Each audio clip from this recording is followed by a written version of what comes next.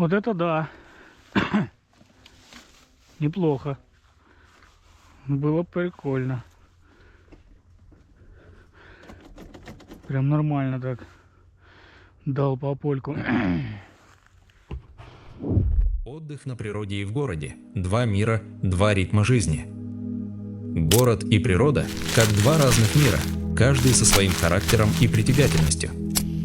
Кто-то ловит кайф от гула мегаполиса, а кто-то мечтает сбежать туда, где слышен только шелест листвы и пение птиц. В городе жизнь бурлит, улицы полны людей, витрины переливаются огнями, из кафе доносится аромат кофе, а ритм задает постоянный поток событий.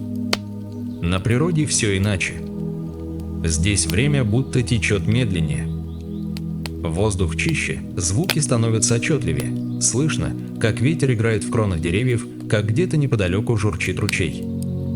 Природа дает редкое сегодня чувство тишины, не пустоты, а наполненности покоем.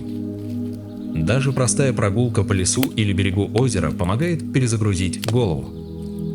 Исследования показывают, что такие прогулки снижают уровень стресса и улучшают концентрацию. Мозг отдыхает от бесконечного потока информации и учится снова замечать детали. Городской отдых часто заряжает энергией через впечатления и общение. Он подходит тем, кто любит динамику, новые знакомства и яркие эмоции. Такой досуг может быть очень активным, почти как приключение в собственной повседневной среде. Природа действует по-другому. Она не столько заряжает, сколько восстанавливает.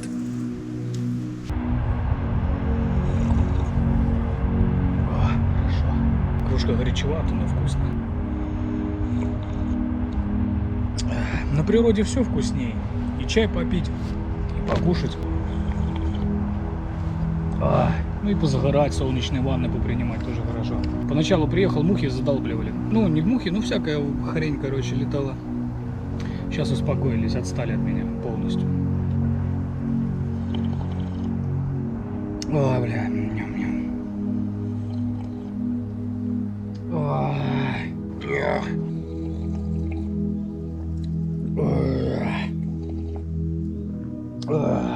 Блять.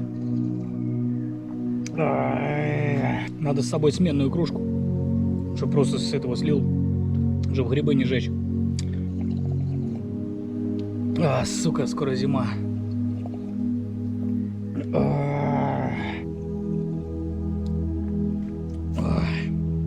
Охуенно.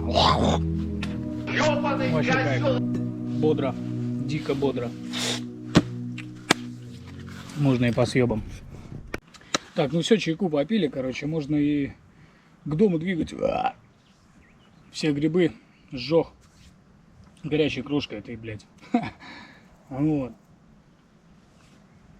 Будем одеваться потихонечку.